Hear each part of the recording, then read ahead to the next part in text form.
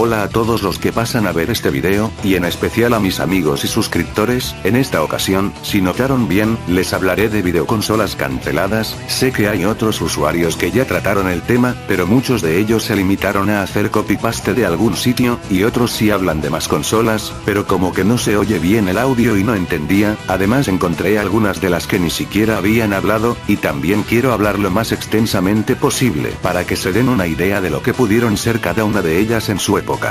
Además de las razones que dije anteriormente, también lo hago porque me encanta investigar sobre muchos temas que resultan interesantes para mí, por eso decidí hacer el video principalmente y también para que las conocieran. Y por cierto, en esta ocasión un amigo va a ayudarme en este video, quien hablará de 3 consolas, y bueno, ya podemos empezar a hablar de las consolas. Algunas son prototipos de otras consolas y otras las cuales nunca salieron al mercado, de unas no se conocen el motivo y de otras sí. Para esta primera parte, vamos a hablar de varias consolas canceladas de Atari, Nintendo y Sega, y algunas de ellas son realmente interesantes.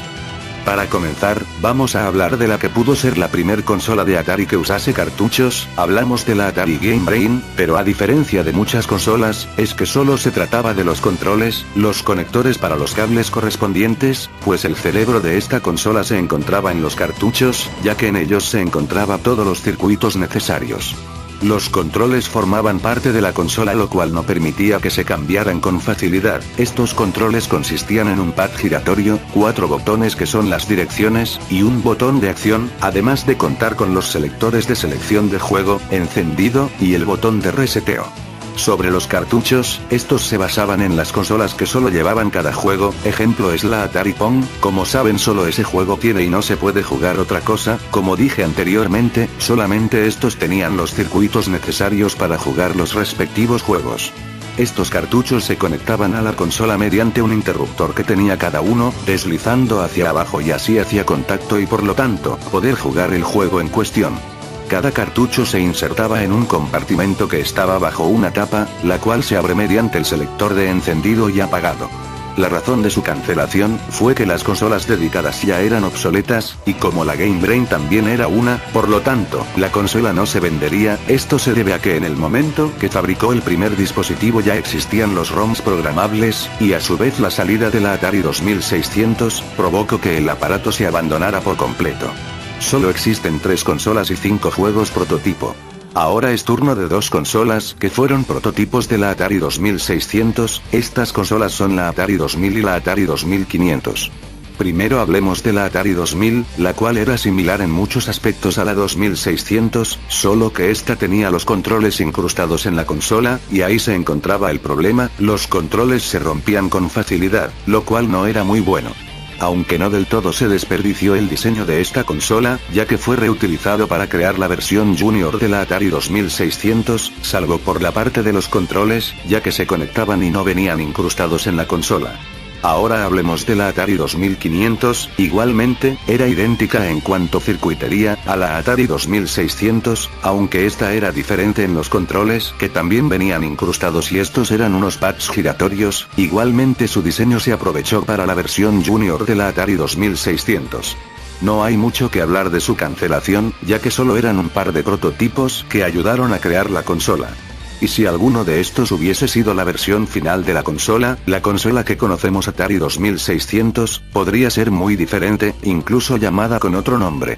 La siguiente consola de la que hablaremos, es la Atari 2700, más que una consola, era como una actualización de la Atari 2600, esto porque era idéntica a la 2600 en cuanto a la circuitería interna, salvo por el detalle de que esta incluía un par de controles los cuales eran inalámbricos. Así es, desde hace tiempo ya se tenía la idea de los controles sin cables. El diseño de la consola era más moderno, limpio y parecido a muchas consolas de la actualidad, y los controles eran muy cómodos, además de que eran una combinación de los joysticks con los paddles, por lo que contaba con las 8 direcciones además de poder rotar 270 grados. Cada uno de los controles eran identificados como izquierdo y derecho, siendo el primer y segundo jugador respectivamente. Además la consola contaba con 2 conectores iguales a la Atari 2600, lo cual permitía que conectaran los controles clásicos de la 2600, y claro, los juegos eran los mismos que tenía en su librería la 2600.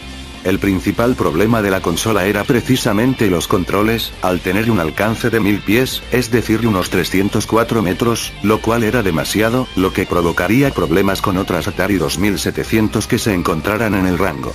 También tuvieron otro problema estos controles, al estar basados en el diseño de un control remoto de la puerta de un garaje, por lo que podría el control funcionar con otros dispositivos que no fueran la consola. Esto fue el principal motivo por el cual no salió a la venta la consola, aunque muy prometedora, tuvo problemas con los controles. Aunque no del todo se perdió, los controles se adaptaron a la Atari 2600, dando como resultado los conocidos controles inalámbricos para dicha consola, y el diseño de la consola sirvió de base para la Atari 5200. Seguimos con una consola que sirvió de prototipo de la Atari 5200, la cual es la Atari 3200, aunque no se trata realmente de un prototipo de la misma 5200, sino una consola distinta.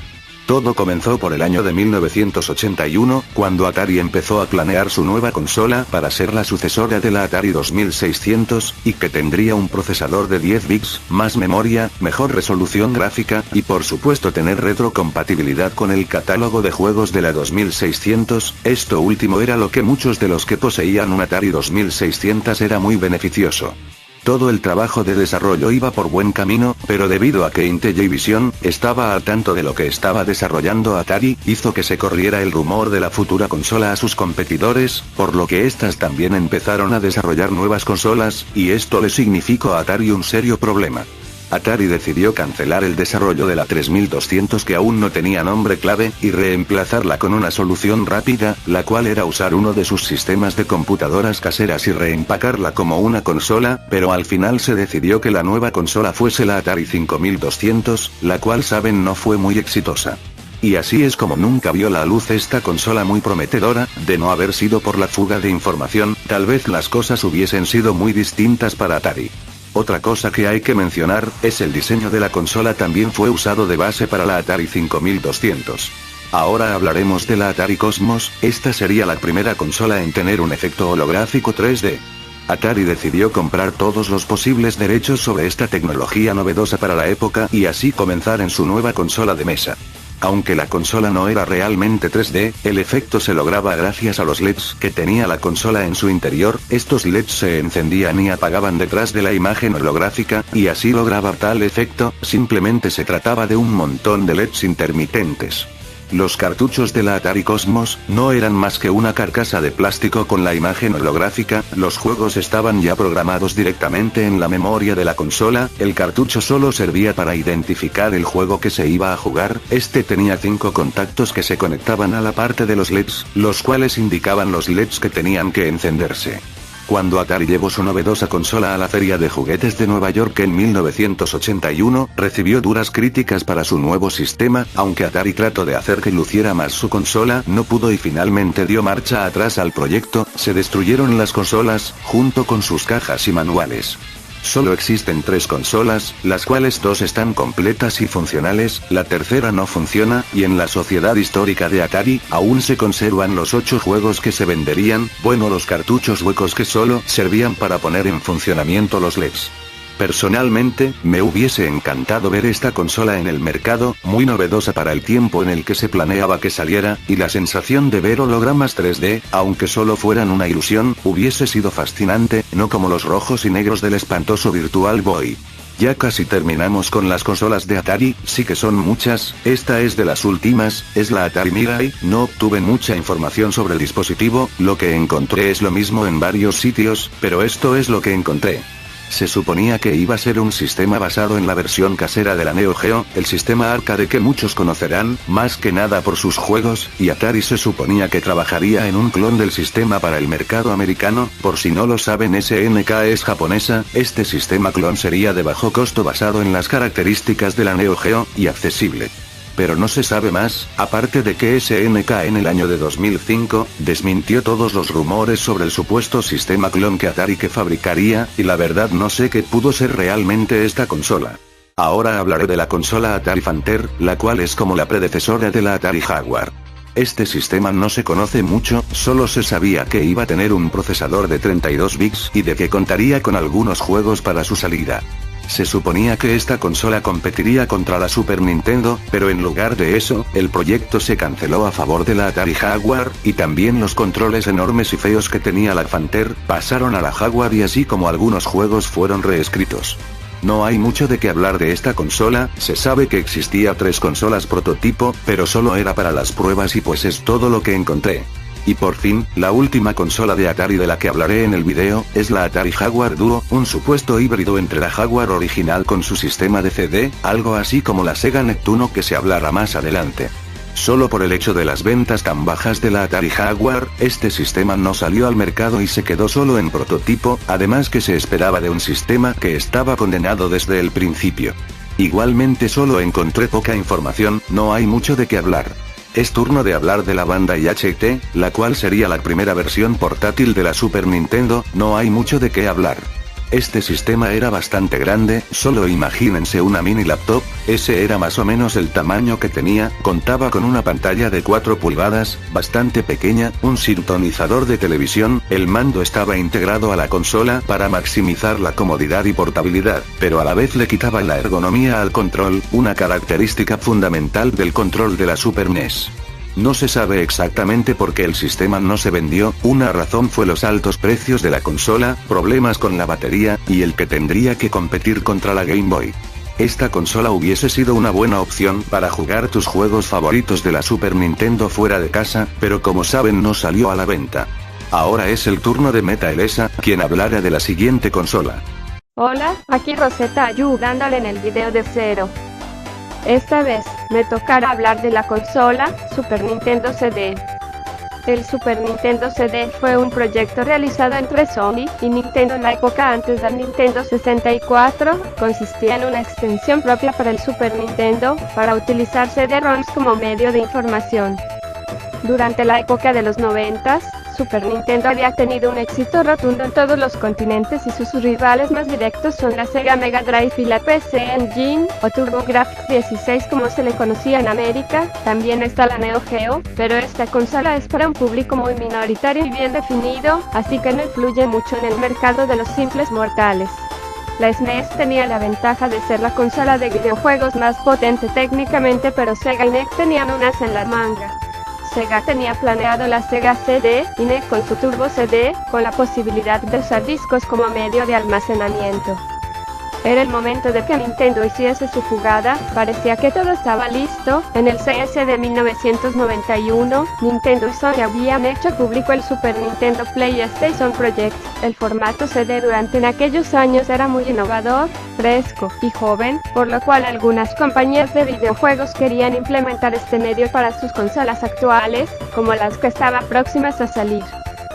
Sin embargo, Nintendo estaba haciendo acuerdos a espaldas de Sony con una compañía llamada Philips, propietarios del formato CDI, para que les fabricaran un CD para su consola, pero hubo un mejor acuerdo para que Nintendo solo les prestara algunas de sus licencias más famosas como Mario y Zelda. Durante el desarrollo de la extensión, el proyecto pasó por varias fases, problemas y situaciones. Por otra parte, Sega tuvo un fracaso con su Sega CD, por lo visto, la tecnología de los CD todavía era muy joven. Otras empresas como Atari también tuvo fracaso con su Atari Jaguar CD. Dicen las malas lenguas que Nintendo, al enterarse del fracaso del Sega CD, decidió romper su contrato con Sony por el miedo de que la extensión o la próxima consola fracasara, y decidió seguir siendo fiel a los cartuchos y orillando a Sony de que se adentrara al mundo del entretenimiento electrónico y fabricar su propia consola de videojuegos. El Super Nintendo CD nunca vio a la luz debido a los desacuerdos que tuvo Nintendo y Sony. La siguiente consola de la que hablaremos, aunque más bien sería un agregado a la Sega Genesis, hablo del Sega VR, el cual consistía en un casco de realidad virtual, el cual se conformaba con 2 pantallas LCD, unos audífonos estéreo, y por si no fuera poco también tenía unos sensores para reaccionar a los movimientos de la cabeza. Aunque no se comercializó para la Sega Genesis Mega Drive, solo en Japón salió este dispositivo, pero solo para algunas arcades, tenía la capacidad de mostrar polígonos en 3D estereoscópico. Las razones de que no se desarrollaran las versiones domésticas del aparato, fue principalmente, los mareos que provocaba al usar por un largo tiempo. A pesar de ser una innovación, faltaba mucho por desarrollar y pues la tecnología en aquella época no estaba a la altura para el desarrollo. Hoy en día se ven muchos de estos dispositivos similares. Es todo de mi parte, los vuelvo a dejar con Meta Elesa para que hable de las últimas dos consolas de este video. Ahora me toca hablar de Sega Neptuno. Sega Neptuno fue una consola 2 en 1 de Sega que se pretendía reunir las consolas Sega Mega Drive o Genesis y Sega 32X. Algunas fuentes afirman que el nombre tentativo para América era Genesis 32X System. Sega ha admitido lo problemático y caro que era el 32X, así que decidió que una versión combinada de Mega Drive y 32X parecía una mejor idea. Pero cuando el prototipo salió, el Sega Saturn ya había sido lanzado, por tanto Sega pensó que los gamers no estarían interesados en el Sega Neptune, así que el proyecto fue desechado. Los planes incluían compatibilidad con juegos de Sega Mega CD también. De haber sido lanzado, el Sega Neptuno hubiese tenido un costo de $200 estadounidenses y 200 euros en el Reino Unido. En 2001, la revista GM anunció que prototipos fueron encontrados en un almacén y puestos a la venta pública vía el sitio ahora desaparecido seganeptune.com. Esta fue una broma del Día de los Tontos, pero generó gran molestia entre la comunidad de Sega. Y por último, hablaré de Sega Pluto. Sega Pluto era el segundo modelo inédito de la consola Sega Saturn. Allá por 1997 Sega Saturn no pasaba por su mejor momento, la sucesora de la mítica Mega Drive no estaba gozando de la misma popularidad, y es que de hecho, lo estaba pasando bastante mal desde el punto de vista comercial. Sega sabía que tenía que hacer algo, y los rumores de su nueva consola comenzaban a aflorar. Sony había roto la legendaria rivalidad bilateral entre Sega y Nintendo, mientras que PlayStation y Nintendo 64 se repartían el mayor trozo del pastel. Esta misma semana, un ex empleado de Sega, quien se hace llamar Super Magnetic, revelaba las imágenes de Sega Pluto, una consola que aparentemente era una Sega Saturn con el Sega Netlink, un módem para la máquina integrado. Sega reconoció abiertamente que su futuro no pasaba por Saturn, y no ocultaba sus planes de cara a la nueva generación, por lo que esta revisión de la consola levantó algunas incógnitas. No sabemos si lo que cuenta esta persona y las imágenes son del todo legítimas, pero la idea de que Sega estuvo trabajando en este mastodonte nos resulta cuanto menos interesante, y en preguntarnos, ¿cómo les habrían ido las cosas si hubiesen llegado a lanzarla? Bueno, eso ha sido todo de mi parte, yo me despido, gracias por invitarme Zero, y suerte con tus próximos proyectos. De nada y gracias por el apoyo. Esto ha sido todo para esta primera parte, ya que aún faltan muchas más. Espero que les gustará el video, comenten la consola que les llamara la atención, y también si me llego a faltar una, para que la incluya en la siguiente parte. No se olviden de darle me gusta si te gustó, comentar lo que te pareció, suscribirte para esperar más videos. Nos vemos en la próxima.